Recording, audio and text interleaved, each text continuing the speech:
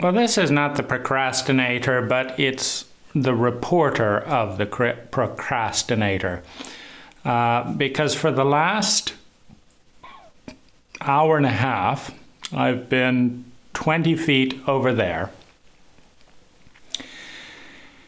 And I've had this great vibe and this great energy, this great excitement. And it doesn't fit within the identity, the pattern of thinking, feeling, speaking, doing, and being. That's been the predominant identity, the predominant pattern over the last few years. And I think about the attachment to traumatic identity because it's so certain. You know, when I look at our military veterans and the living in the trauma in PTSD, and I look at my own body and life and living in the fear, the trauma, the PTSD, there is a rational bridge with life circumstances and changes that is moving through and beyond trauma and towards transformation. So that, that's there. But there's still a tremendous gap between the worldview, the pattern of thinking and feeling, and sensating over the last 6 years or so since all the trauma relating to sexual and emotional abuse therapeutically in community,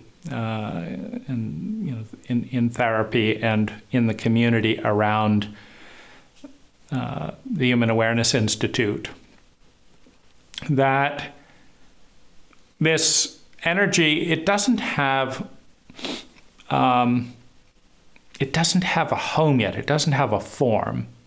So this energy has been there to some extent throughout the day, and it doesn't congeal. It doesn't integrate with specific thought narratives that are familiar identities. And so I don't know how to relate to it. So the effort to come over here and talk is, it's almost as if I've sanded that energy down and down through compulsive YouTube watching, rather than look at this incongruity, to look at this pattern that doesn't fit, the pattern of this energy that I don't know where it's come from or why it's here or where it's going or what holds it together. I don't know how it's constructed exactly such that it emerges today. And as a result, it feels uncomfortable to build any confidence around because I don't have confidence. The repeat experience suggesting that this will go somewhere. I don't quite know how to steer this energy into an identity. And so I think there's a couple of things here. One of the things is that I think many of us, and certainly aspects of myself, would rather be miserable and understand it than happy and not understand it. Now, I've been very clear over time, starting with my first book, that it's a really big pivot that very few people will make to choose happiness over normalcy. Most people would rather be in a mediocre state that is normal than a joyful state that is abnormal. They'd rather fit in and experience mediocrity than step out of a cult identity in order to experience joy. And I first discovered this when I did an experiment around peak experiences. And most people are very familiar with the monotony of first dates. Statistically speaking, a first date is going to be a negative or a mediocre experience. That is unpleasant, awkward, etc. So let's say you've done a number of such mediocre and unpleasant first dates. So you know that 70% of them are going to be mediocre, awkward, and unpleasant. And you have an option to do something completely different that has a 85% chance of being phenomenal. So I wrote to 302 women in the San Francisco Bay Area, just randomly somewhat, who wants to consciously create a peak experience on a first date. We'll talk about it, see what overlaps, but do something we've never done, that even if we never went on another date, that the experience itself would be meaningful. 2 people said yes out of 302. Now, if you ever have to decide between happiness and normalcy, 300 to 2? That's not even 1%.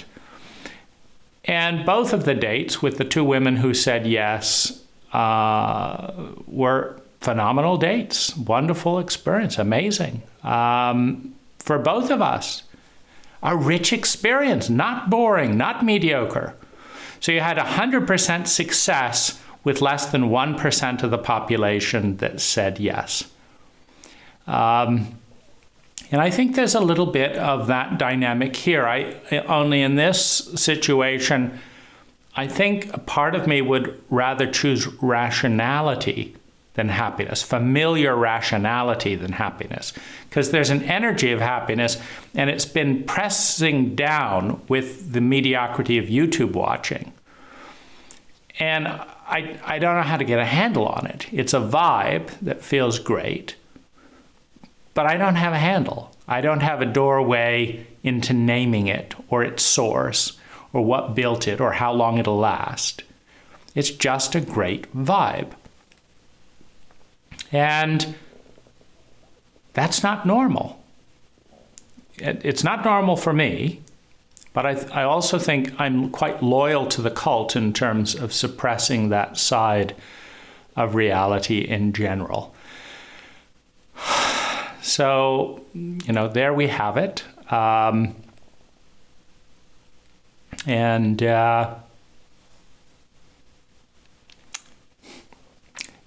I think also, identity in front of a camera, there's supposed to be words, and I don't have them.